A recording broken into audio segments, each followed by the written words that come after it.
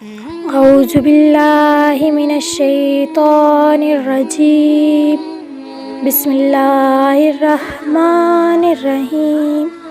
تمام تعریفیں اللہ رب العزت کے لیے ہیں جو اپنے بندوں پر بہت مہربان ہے اور نہایت رحم کرنے والا ہے۔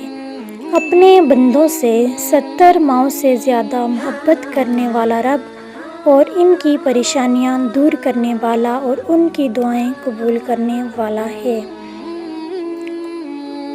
السلام علیکم ورحمۃ اللہ وبرکاتہ۔ معزز سامعین اکرام، آج میں آپ کو ایک ایسی پریشانی کا حل بتانے لگی ہوں جس کی وجہ سے چھوٹا بڑا ہر کوئی پریشان ہے اور خاص کر ینگ جنریشن اس مسئلے کا شکار نظر آتی ہے، اور لڑکیاں تو اس مسئلے سے بہت زیادہ ہی پریشان ہیں۔ جی ہاں، وہ مسئلہ ہے بالوں کا بہت زیادہ جھڑنا۔ گرتے بال لڑکیوں کی پریشانی میں اضافہ کرتے ہیں، کیونکہ لمبے اور خوبصورت بال انسان کی خوبصورتی میں اضافہ کرتے ہیں۔ اس مسئلے سے پریشان کچھ مرد و خواتین نقلی بال یعنی کہ وگ کا سہارا لیتے ہیں۔ نقلی بال لگانا شریعت میں حرام ہے، اور کس درجے حرام ہے آئیے حدیث سنیے۔ صحیح مسلم کی روایت ہے کہ ایک عورت نے اپنی بیٹی کے بالوں کے بارے میں رسول اللہ صلی اللہ علیہ وسلم سے سوال کیا۔ غور سے سنیے، کس کے بارے میں؟ اپنی بیٹی کے بارے میں۔ اور رسول صلی اللہ علیہ وسلم سے کہا، میری بیٹی کو بیماری ہو گئی تھی، جب وہ بیماری سے شفا یاب ہوئی تو اس کے بال جھڑ گئے۔ ایک عورت کے بال اس کی زینت اور خوبصورتی ہیں، تو اس عورت نے کہا، اللہ کے رسول صلی اللہ علیہ وسلم، میری بیٹی کے بال پورے جھڑ گئے ہیں، کیا میں مصنوعی بال وگ لگا لوں؟ کیا میری بیٹی کو وگ لگانے کی اجازت ہے کہ میری بیٹی کو رشتے آئیں کہ شادی کا معاملہ ہے؟ تو کتنی مجبور ہوگی نا وہ ماں جس کی بیٹی کے بال ہی نہ ہوں۔ فرمایا آپ صلی اللہ علیہ وسلم نے، اصلی بالوں کے ساتھ دوسرے بال لگانے والی اور لگوانے والی عورتوں پر اللہ نے لعنت کی ہے، میں تجھے اجازت نہیں دے سکتا۔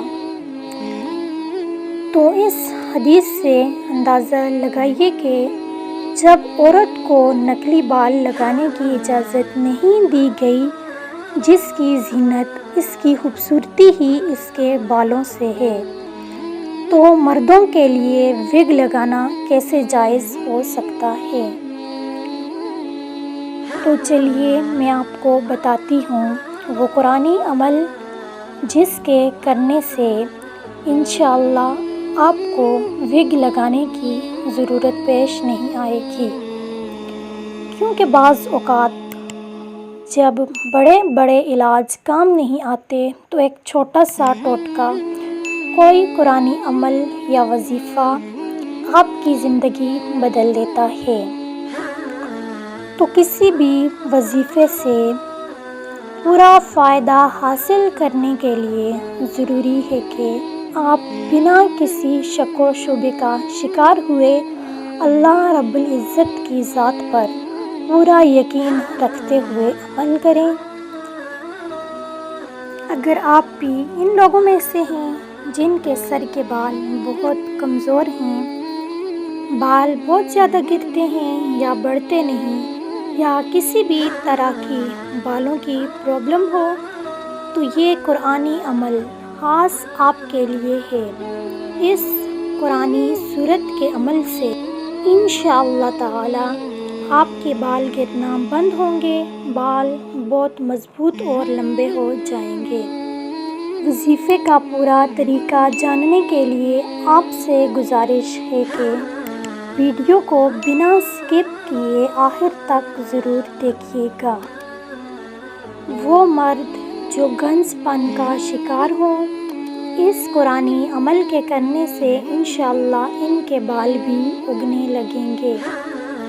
تو میرے پیارے بھائیوں اور بہنوں، یہ قرآنی عمل آپ نے ایک دفعہ ضرور آزمانا ہے اور اس ویڈیو کو شیئر بھی کرنا ہے تاکہ وہ لوگ جو ہیئر فال یا کسی بھی طرح کے بالوں کے مسائل سے دوچار ہوں، ان تک یہ عمل پہنچ سکے اور وہ بھی اس عمل سے فائدہ حاصل کر پائیں۔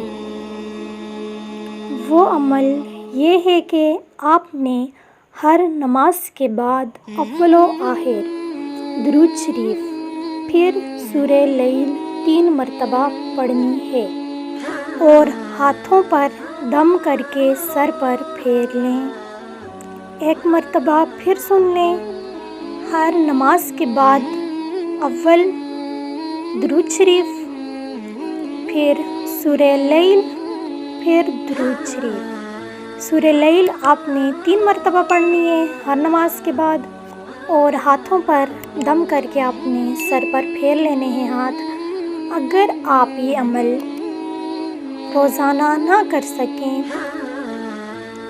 یا کسی مجبوری کی وجہ سے آپ یہ عمل نہیں کر پا رہی یا کسی دوسرے کے لیے کرنا چاہتی ہیں، تو کسی بھی وقت باوضو سورہ لیل کو 41 بار پڑھیں اور سرسوں کے تیل یا کوئی بھی تیل جو آپ اپنے سر میں لگاتی ہیں، اس تیل پر دم کر لیں اور بالوں میں یہ تیل لگائیں۔ ایسا کرنے سے انشاءاللہ آپ کے بال گرنا بند ہو جائیں گے اور بال بہت لمبے اور خوبصورت ہوں گے۔ اگر آپ کو یہ ویڈیو پسند آئے تو پلیز ویڈیو کو لائک ضرور کر دیں، میرے چینل کو سبسکرائب کریں اور ساتھ موجود گھنٹی کا بٹن بھی دبا دیں تاکہ ہر نئی آنے والی ویڈیو کی اپڈیٹ آپ تک بآسانی پہنچ سکے۔ دعاؤں میں یاد رکھیے گا۔ اللہ نگہبان۔